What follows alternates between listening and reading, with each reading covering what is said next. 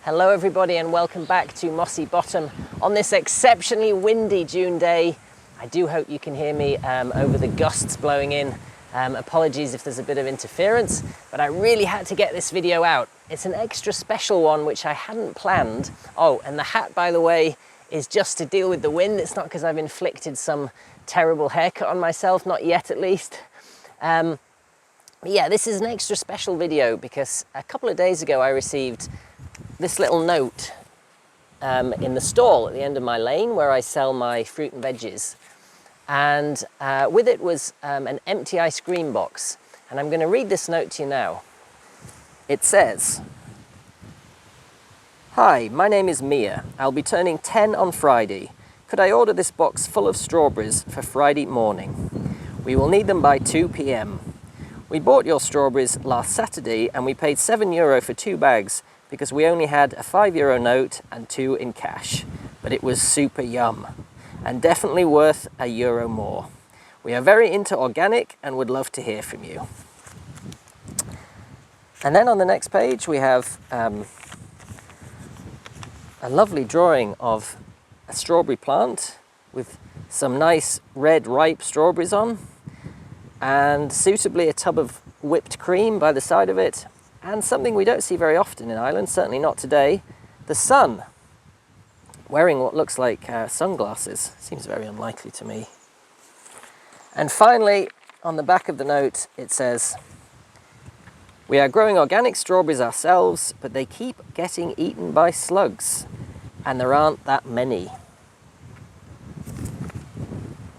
So thank you, Mia, and I suspect your mum, for writing the card and providing me with a box to fill up. I shall certainly oblige as it's your birthday. Stay tuned to the end of the video for that. But first, I've been kind of inspired by this to talk about growing strawberries because Mia's note, particularly the part about struggling to produce enough, and of course those terrible slugs, it kind of got me thinking. I wonder if there's more people out there who might appreciate some help when it comes to their strawberry crop. So that's what this video is all about. And you can see my crop behind me here. These two are from yesterday and these two are from today. I've got 250 strawberry plants, so it's quite a big thing for me producing strawberries every year. So we're going to talk about what soil and environmental conditions strawberry plants need to thrive in, how to harvest them, and I've got some real tips there to avoid slug damage, what to do with runners, and if you're not familiar with runners, then stick with me, and what to do with your crop. Now, I know what you're thinking, you eat them, right? Well, let me rephrase that. What I do with my crop, particularly to avoid waste. Before any of that though, a few things about growing strawberry plants that you might not know.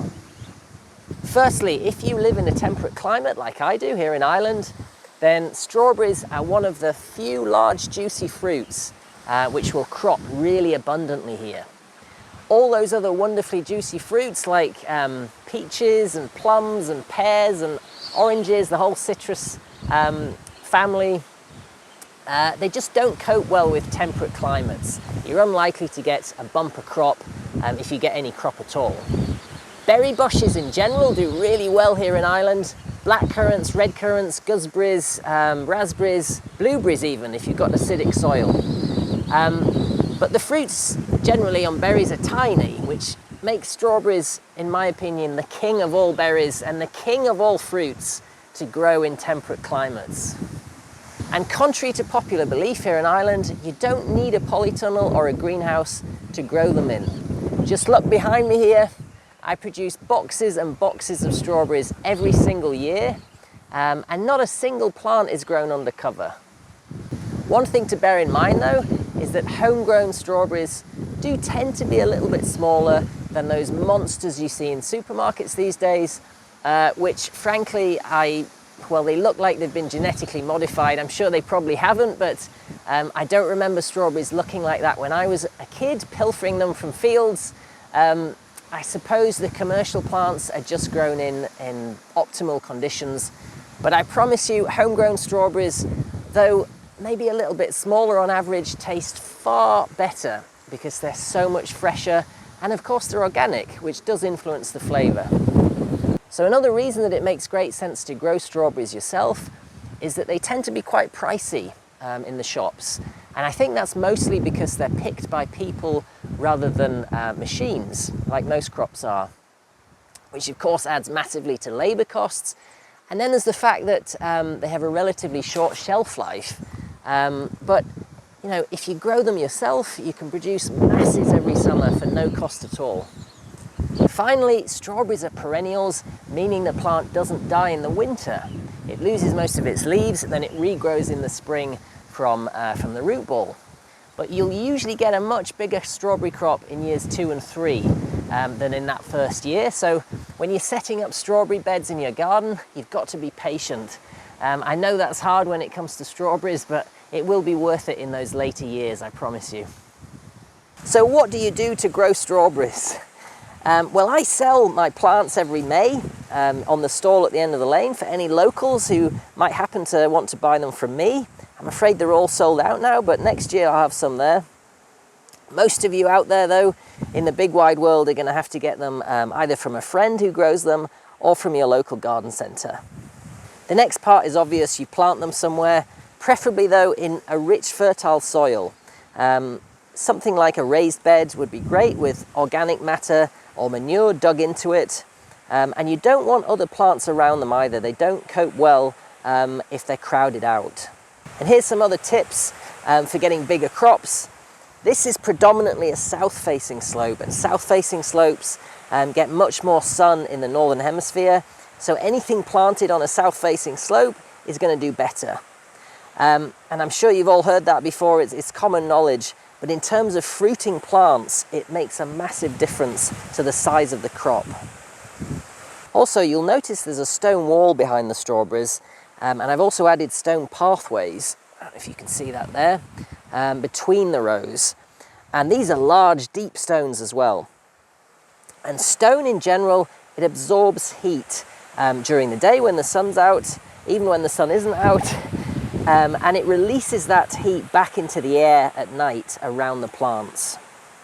And one thing I notice every year is that my strawberries growing nearest the stones will always produce more flowers, produce more fruit, and come into flower and fruit earlier.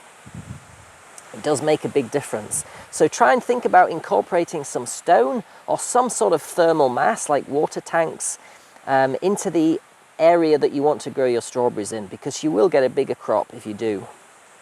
Another thing to point out is that strawberries are really thirsty plants when the berries are growing. And if you think about how juicy the fruit is, it kind of makes sense that they'd consume a lot of water during that stage. You can get away without watering them at all for probably 9-10 months of the year, but when the berries form on the bush, you do need to make sure they're well hydrated every day. Of course, here in Ireland, that's usually not a problem. It generally rains most days, which they love.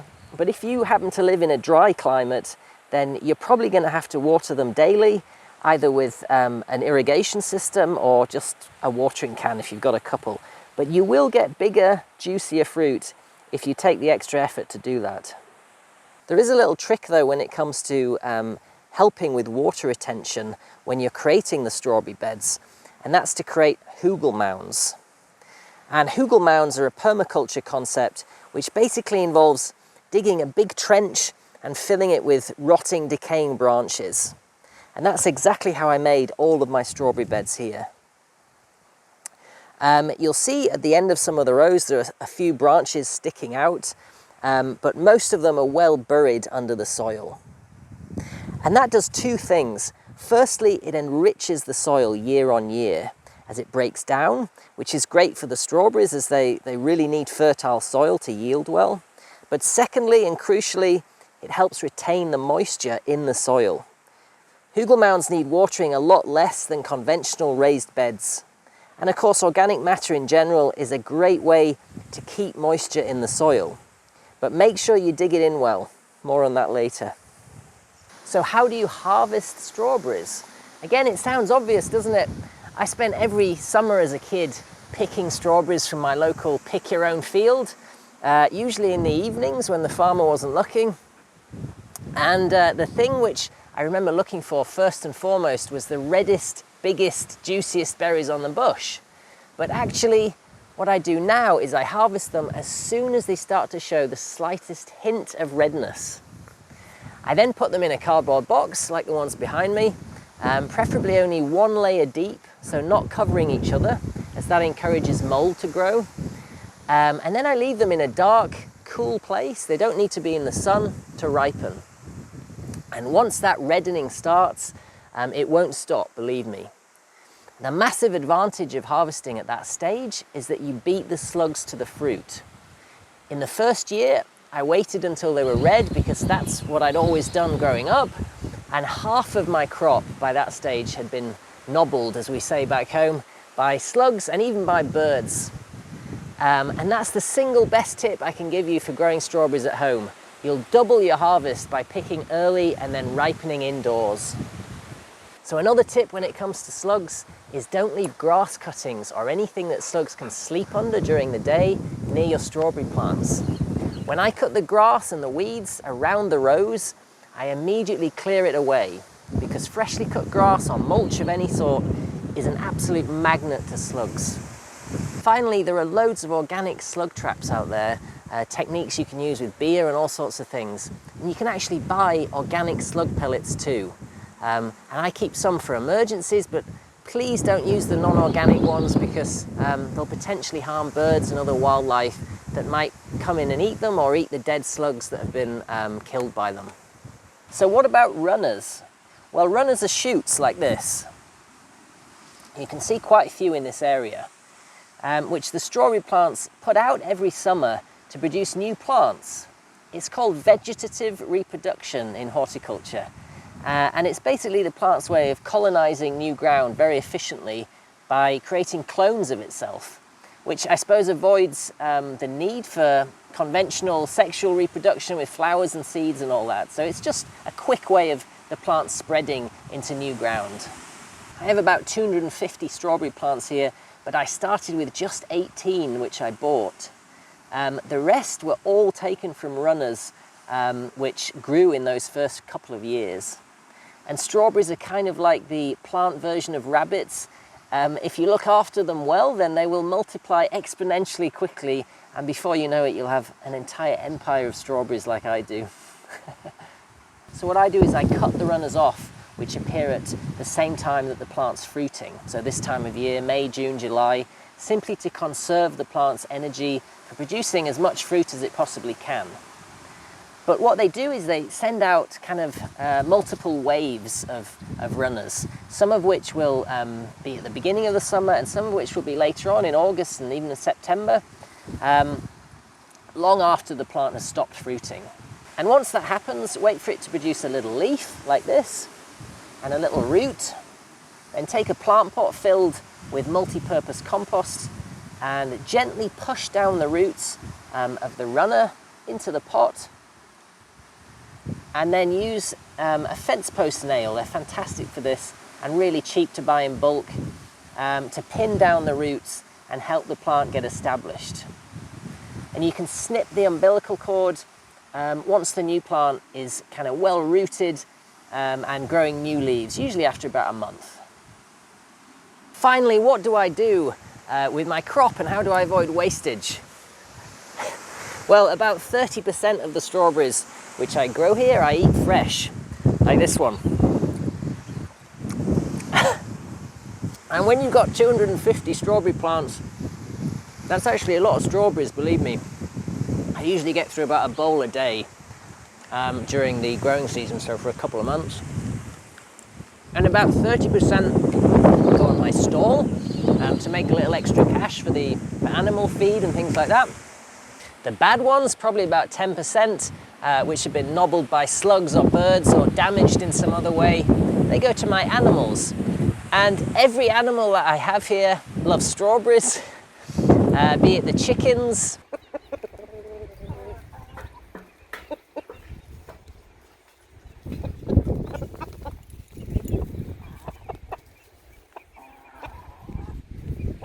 the rabbits,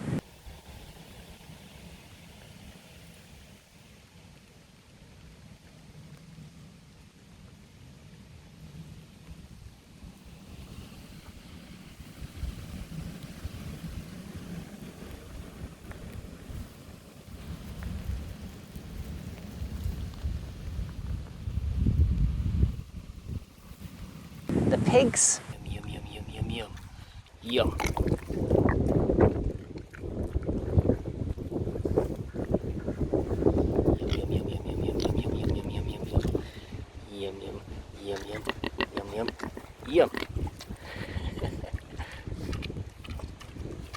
And even the ducks. The ducks have been known from time to time to raid my strawberry beds because they're free range, they can eat what they want pretty much.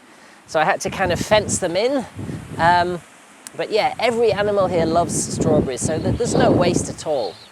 And of the other 30%, the nicest ones I freeze to be eaten through the winter. And yes, strawberries do freeze really well, but don't store well in the fridge once you've defrosted them. So you kind of have to defrost just a small amount at a time and eat them quite quickly. After a day or two in the fridge, they'll start to lose all their juices, although they still taste nice. And the slightly less nice ones, which might have gone a bit soft or a bit wrinkly, are turned into jam, which, unlike the stuff you buy in shops, which is usually more sugar than it is strawberries, actually tastes really nice and fruity. In fact, I think the jam that I make here is the best jam I've ever tasted in my life. I would say that, I suppose. I don't sell it, I only eat it myself, and at this point I have absolutely none left because it gets eaten within usually a week of being made, so yeah. And the other thing I make with my strawberries is this stuff. And this is homebrew strawberry wine. And there's not much left in this bottle, but I've got another 20 litres or so back there in storage, which I made last year. Sadly, I can't sell this on my stall without getting into some serious trouble. Don't ask, it's not happening. But if I could, I'd probably be a very rich man, because this is quite honestly the most delicious wine I've ever tasted. And I can't for the life of me understand why you can't buy strawberry wine in shops, because it is absolutely delicious. The flavour is just incredible, especially if you have a sweet tooth, which, as you've probably guessed, I do. So not a single strawberry is wasted. In fact, even the fat, juicy slugs, which have been eating my fat, juicy strawberries, get collected once or twice during the growing season and fed to my ducks. So everything is recycled back into the system. Okay, it's time to fill up that ice cream box and a few other bags of strawberries and get them down to the stall. I think I would probably have enjoyed a box of freshly picked, homegrown organic strawberries for my 10th birthday as well, as long as there was plenty of cream and sugar to dip them in. I definitely had an even sweeter tooth back then. These days, they're quite sweet enough on their own. Thanks a million for watching, as always, and your continued support. There's loads more videos coming this year. I've been filming all sorts of stuff which hasn't come out yet. There's the construction of my cabin, the building of the polytunnel, and the first stage in restoring my granary. So I'm going to head off now out of this wind, but from me and Moss, who's off there somewhere doing goodness knows what, thanks for watching, and I'll see you again really soon. Bye for now.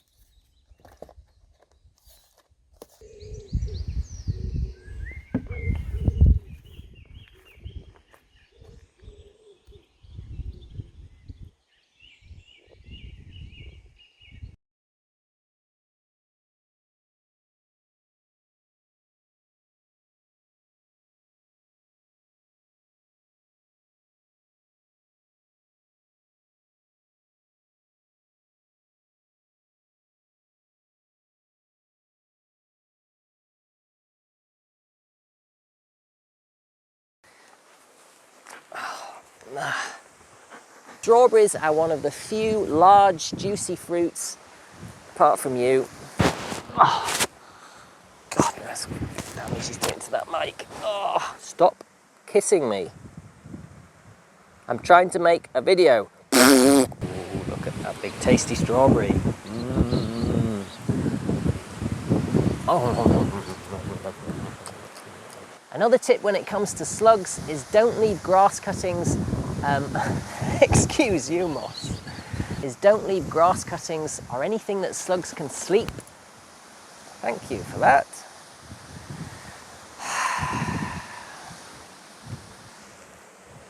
Yes, that was your fault. You've had loads of these. You can't have too many or they make you sick. They make you sick. You don't want to be sick, do you? No. Ooh, what's this, Moss? What's this?